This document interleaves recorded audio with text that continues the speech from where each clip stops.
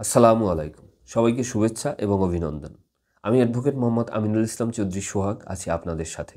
সুপ্রিয় শ্রোতা, জায়গা জমি আমাদের কমবেশি সকলেরই আছে, কিন্তু এই জায়গা সম্পত্তি রক্ষা করতে গিয়ে আমাদের বিভিন্ন ধরনের ঝটকি ঝামেলায় পড়তে হয় হরেহামেশে। এবং এই ঝটকি ঝামেলার ভিতরে বর্তমান সময়ে যখন জমির বাজার দর দ্রুত বেড়ে গেল, তখন এই সমস্যাগুলো আরও জটিল আকার ধারণ করলো। কারণ আমরা অনেকেই পর্চা সম্পর্কে ধারণা নেই, জমির দলিল সম্পর্কে ধারণা নেই, এক কথায় হলো জমির কাগজপত্র সম্পর্কে আমরা অনেকেই অনেক কিছু বুঝি না।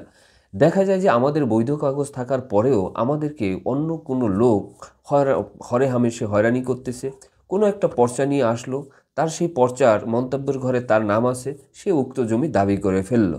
এরকম অনেক অনেক সমস্যা আছে যেগুলো আমরা আসলে বুঝতে পারি না। এবং আজকে মূলত এই সমস্যাগুলো নিয়েই কথা বলবো। অর্থাৎ একটা পর্চা বা খতিয়ানে সাধারণত 9টা ঘর থাকে, এটা আমরা অনেকে জানি। এই ঘরের প্রথম যে ঘরটা এবং 9 নম্বর ঘরটা, এই দুইটা ঘর নিয়ে যে সমস্যাগুলো, সেটা নিয়েই মূলত আজকে আলোচনা। অর্থাৎ এই 9 নম্বর ঘরকে আমরা বলে থাকি মন্তব্য ঘর, কারণ এই 9 নম্বর ঘরের উপরে মন্তব্য কথাটা লেখা থাকে।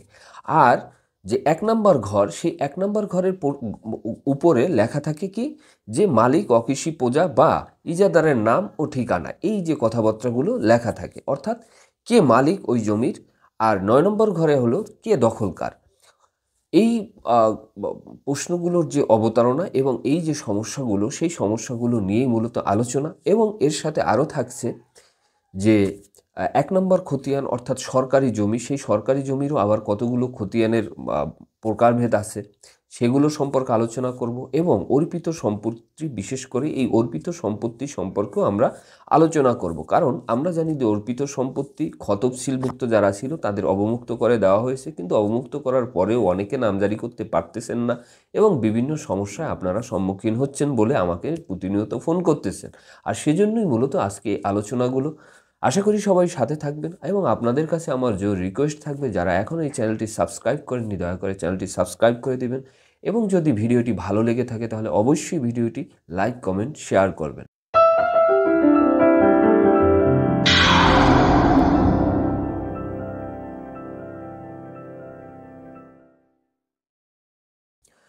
সুপ্রিয় শ্রোতা, যেমনটি বলেছিলাম যে একটা পর্চা বা খতিয়ানে 9টা ঘর থাকে। তার প্রথম ঘরে থাকে যে অকেশী প্রজা বা রায়ত, অর্থাৎ যে এই জমির মালিক, তার নাম থাকে।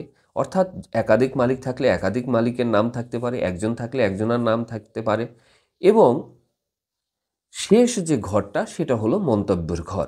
এই ঘরে মূলত কি থাকে, ওই যে দখলকার তার নাম থাকে অনেক সময়। এখন দখলকার কে, অথবা দেখা যায় যে এই জমিটা কোন প্রতিষ্ঠানের, সেই প্রতিষ্ঠানেরও নাম থাকতে পারে। যেমন ধরুন বন বিভাগের জমি, আমরা জানি যে বন বিভাগের জমি সাধারণত সরকারি জমি। এখন উপরে 1/1 খতিয়ান আছে, সবই ঠিক আছে, কিন্তু বাম পাশের কলাম অর্থাৎ 1 নম্বর কলামে আছে কি, ডিসি সাহেব অর্থাৎ স্থানীয় সরকার, যে সাধারণত ডিসির নাম থাকে, অর্থাৎ জেলা প্রশাসক, বাংলাদেশ সরকার, এই কথাগুলো লেখা থাকে। এবং ডান পাশে সে জমিটা যদি বন বিভাগের হয়ে থাকে তাহলে বন বিভাগের জমি সেটা উল্লেখ থাকে। সেটা যদি অর্পিত সম্পত্তি হয়ে থাকে তাহলে সেই অর্পিত সম্পত্তির কথা উল্লেখ থাকে। যদি শত্রু সম্পত্তি হয়ে থাকে তাহলে শত্রু সম্পত্তি হয়ে থাকে, বিনিময় প্রপার্টি হয়ে থাকলে বিনিময় কথাটা থাকে। অর্থাৎ মন্তব্যের ঘরে এই কথাবার্তাগুলো লেখা থাকে। এখন আসি, দেখা গেল যে ওই ঘরে আপনার বর্গাদং লেখা আছে। এখন বর্গাদং সাধারণত আমরা জানি কি, যে বর্গাদংয়ের যারা বৈধ বর্গাচাষী এবং ওই সম্পত্তি সরকারের কাছ থেকে লিজ নিয়ে বর্গাচাষী রূপে তারা ওই জমি ভোগ দখলে ছিল, তাদের সেই মন্তব্যের ঘরে তাদের নাম আছে। এখন কথা হলো, তারা কি তাহলে ওই জমির মালিক হয়ে যাবে? এখন দেখুন, সে কিভাবে সে বর্গাচাষী ছিল, এটা একটা প্রশ্ন। যদি সে সরকারের কাছ থেকে লিজ মূল্যে হয়ে থাকে তাহলে সেই লিজটা কত বছর মেয়াদি লিজ ছিল, সেটাও একটা দেখার বিষয়। এই সকল বিষয় দেখে শুনে সকল কাগজপত্র পর্যালোচনা করে তারপরে বোঝা যাবে যে আসলে আপনি উক্ত সম্পত্তির মালিকানা দাবি করতে পারবেন কি পারবেন না। এখন আসুন অর্পিত সম্পত্তির ক্ষেত্রে। অর্পিত সম্পত্তি আমরা কি জানি, সাধারণত যে যেটাকে শত্রু সম্পত্তি বলা হতো পাকিস্তান আমলে। পরবর্তীতে 1972 সন থেকে যে রাষ্ট্রপতি অধ্যাদেশ জারি করলো বাংলাদেশ গভর্নমেন্ট, সেটাই অর্পিত সম্পত্তি হিসাবে এটা আসছে। অর্থাৎ যেটাই ছিল শত্রু সম্পত্তি সেটাই আসছে অর্পিত সম্পত্তি হিসাবে। এখন এই অর্পিত সম্পত্তিরও আবার যে প্রকৃত যে মালিক তার নাম আছে ওখানে, এবং ওই যে মন্তব্যের ঘরে সেখানে লেখা আছে, এবং পরবর্তীতে যে দখলে আছে তার ঘরটা কোথাও লেখা আছে, কিন্তু 1 নম্বর ঘরে আছে বাংলাদেশ সরকারের নাম। এখন কথা হলো এই সম্পত্তি আমরা উদ্ধার করতে পারবো কিনা। দেখুন, যদি এটা তফসিলভুক্ত হয়ে থাকে তাহলে কিন্তু অলরেডি সরকার এটাকে অবমুক্ত করে দিয়েছে, সেই ক্ষেত্রে আপনারা নামজারি করে নিতে পারবেন। কিন্তু যদি দেখা যায় যে পূর্বোক্ত কোনো একটা রেকর্ড আপনাদের নামে ছিল না অথবা ভুল নামে ছিল, সেই ক্ষেত্রে কিন্তু আপনাকে আবার রেকর্ড সংশোধন করে আসতে হবে। আর যদি এরকম হয়ে থাকে যে গভর্নমেন্ট সাথে দীর্ঘদিন ধরে মামলা চলমান, তাহলে কিন্তু আপনাকে মামলা শেষ করেই তারপর এটা অবমুক্ত করে নিতে হবে। সেই ক্ষেত্রে আপনাকে কি করতে হবে, ওই গভর্নমেন্ট অর্থাৎ ডিসির কাছ থেকে আপনার এডিসি যে রেভিনিউ তার কাছ থেকে আপনাকে রেজিস্ট্রি করে নিতে হবে। এটা গেল অর্পিত সম্পত্তির ব্যাপারটা। এখন আসি বিনিময় প্রপার্টি। এখন বিনিময় প্রপার্টি আসলে বিনিময় কখন হয়েছিল? সেই বিনিময় হয়েছিল কিন্তু 1947 সালে, যখন ভারত পাকিস্তান ভাগ হয়। তখন দেখা গেছে ভারত থেকে কিছু মুসলমান বাংলাদেশে আসছে, আবার বাংলাদেশ থেকে কিছু হিন্দু তারা ভারতে চলে গেছে। তাদের ভিতরে একটা বিনিময় হয় এবং এই দলিলগুলো মূলত ইন্ডিয়াতে হয়। যাদের কাছে এই দলিলগুলো আছে আপনারা দেখবেন যে ম্যাক্সিমামই এই দলিলগুলো ইন্ডিয়াতে সৃজন করা। এরপর অনেকের কাছে আবার বাংলাদেশেরও দলিল আছে। সেগুলো কিভাবে হয়েছে? সেগুলো সরকারের সাথে কন্টেস্ট করে, অর্থাৎ মামলা করে আপনারা গভর্নমেন্টের কাছ থেকে দলিল করে আপনারা নিয়েছেন, তাহলে কিন্তু দুটোটাই বৈধ, ওটাও বৈধ এটাও বৈধ। এখন কথা হলো, ওই যে ইন্ডিয়ার যে দলিলটা সেটা বৈধ করা হয়েছে একটা সার্টেন পিরিয়ডে, অর্থাৎ 64, 65, 66 দিকে পাকিস্তান সরকার ঘোষণা দিয়েছিল যে যাদের এরকম আছে এবং তারা যদি প্রমাণ সাপেক্ষে সেগুলো হাজির করতে পারে তাহলে সেগুলো বৈধ করে দেওয়া হবে। পরবর্তীতে আবার বাংলাদেশ গভর্নমেন্টও 80-র দশকে কিছু এরকম বৈধ করেছে, এবং পরবর্তীতে আবার এই যে 2013 সালে যারা তফসিলভুক্ত ছিল সেগুলো পুরোটাই অবমুক্ত করে দেওয়া হয়েছে। সুতরাং এই যে প্রপার্টিগুলো এগুলো কিন্তু আপনাদের নামে আপনাদের নামজারি করে নিতে পারবেন, অর্থাৎ সেই ক্ষেত্রে কোনো সমস্যা নেই এবং কোনো সমস্যা থাকার কথাও না। এখন আসি এই মন্তব্যর ঘরে একসময় লেখা ছিল যে 1972 সনের 16 নং আদেশ বলে পরিত্যক্ত সম্পত্তি, অর্থাৎ রাষ্ট্রপতির যে অধ্যাদেশ জারি করছে সেই আদেশ বলে এটা পরিত্যক্ত সম্পত্তি, সেটা উল্লেখ ছিল এবং তফসিলভুক্ত ছিল, যেটা পরবর্তীতে অবমুক্ত করা হয়েছে। এখন প্রশ্ন হলো, এই যে অবমুক্ত করলো তাহলে এই সম্পত্তিটা পরবর্তীতে কে তার নামে নামজারি করবে?